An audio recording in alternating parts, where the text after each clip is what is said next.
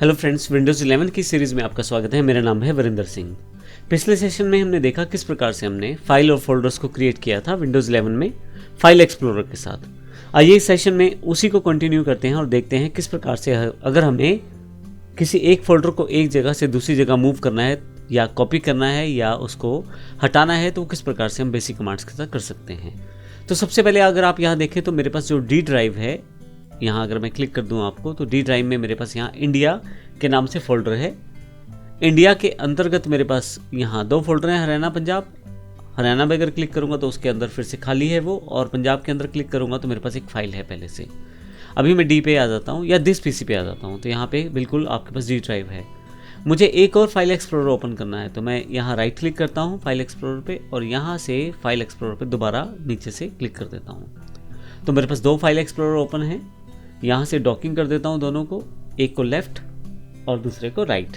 तो आप देखेंगे कि मेरे पास यहाँ पे दिस पीसी ओपन है जिसमें डी ड्राइव ओपन कर लेता हूँ मैं, और यहाँ पे यदि आप देखें तो यहाँ से मैं डेस्कटॉप ओपन कर लेता हूँ। तो एक लोकेशन मेरे पास यहाँ पे डी ड्राइव की है और एक लोकेशन मेरे पास यहाँ से डेस्कटॉप की है। अब मान लीजिए किसी कारण से मुझे इस फोल्डर को यहाँ से यहाँ लेके आना है, तो ऐसे केस में मैं सेलेक्ट करूँगा फोल्डर को तो आप देखेंगे ऊपर वाले कुछ ऑप्शन एक्टिव हो जाएंगे। तो इनमें आपके पास आप देखें यहाँ एक कैंची जैसा निशान है, कट का, कॉपी का, ये पेस्ट है लेकिन अभी डिसेबल्ड है।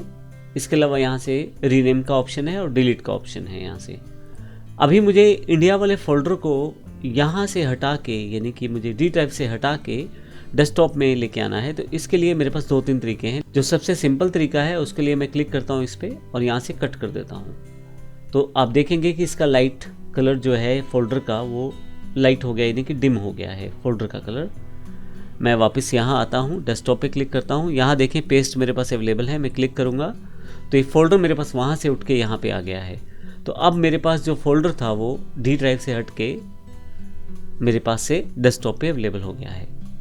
अगर कोई कमांड गलती से चल गई है तो आप यहाँ जाके फिर से खाली प्लेस पे जाके अंडू कर दें तो ये वापस आ गया है, यानी कि मैंने उसको कमांड को रिवर्स कर दिया है।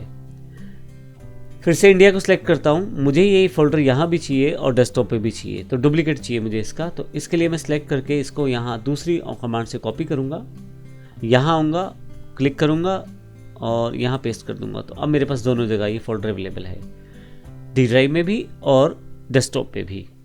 फिर से अगर मुझे नहीं चाहिए तो मैं शॉर्टकट से Ctrl+Z कर सकता हूँ कीबोर्ड से, तो आप देखेंगे वहाँ से कॉपी हट गया है, यानी कि कमांड अंडू हो चुका है।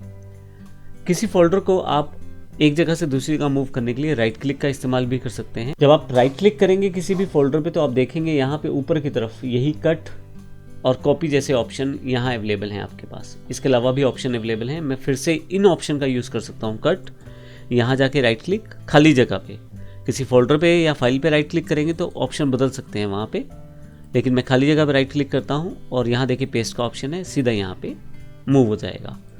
राइट क्लिक करके मैं इसको अंडू मूव भी कर सकता हूँ तो वापस आ जाएगा। तो इसका मतलब ये हुआ कि चाहे मैं इन ऑप्शंस का यूज़ कर लूँ या इस ऑप्शन का यूज़ कर लूँ, एक ही बात है। इसके अलावा मैं खींचते हुए डायरेक्टली भी मैं यहाँ से कॉपी कर सकता हूँ फोल्डर को।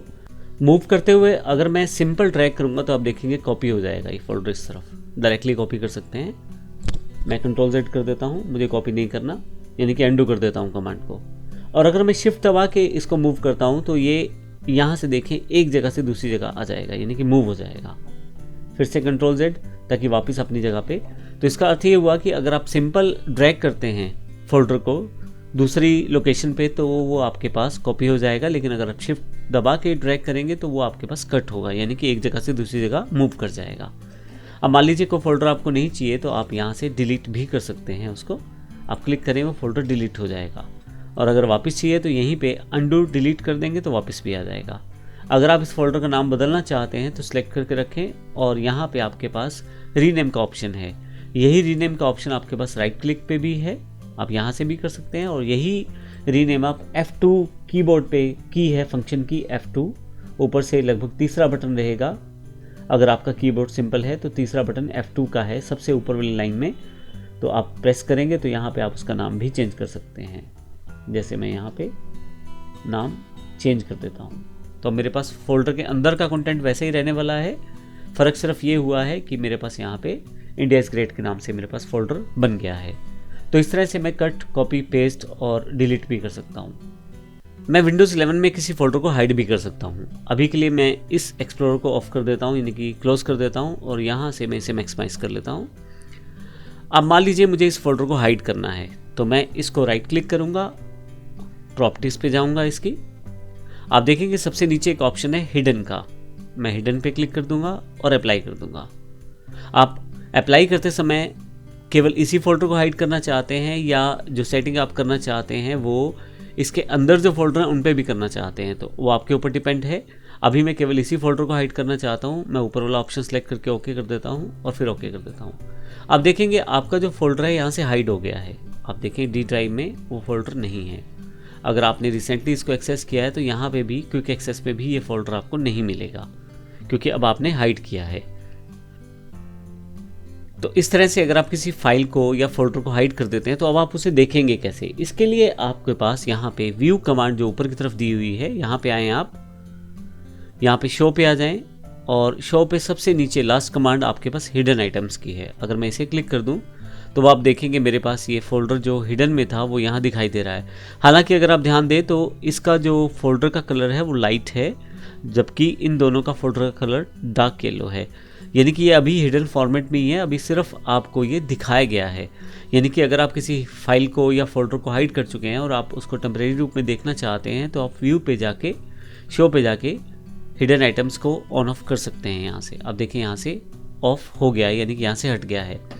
अगर किसी फोल्डर को आप अनहाइड करना चाहते हैं या किसी फाइल को अनहाइड करना चाहते हैं तो पहले आप उसे यहाँ ले आएँ, यानी कि स्क्रीन पे आप देखें, फिर राइट क्लिक करें यहाँ पे शो मोर ऑप्शंस पे, इसकी प्रॉपर्टीज़ पे आप चले जाएं और यहाँ से हिडन का जो एट्रीब्यूट है इसे आप अनचेक कर दें, यानी कि हिडन की ऑप्शन जो सिलेक्ट की हुई थी, हिडन की ऑप्शन जो सिलेक्ट की हुई थी उसे अनसेलेक्ट कर ले, अप्लाई करें फिर से जैसे आपने सेटिंग इसकी की थी और ओके, आपके पास ये फोल्डर जो है अनहाइड हो गया है। इस तरह से आप अपने फोल्डर या फाइल को cut, copy, paste, hide, unhide और रीनेम भी कर सकते हैं और डिलीट भी कर सकते हैं। धन्यवाद।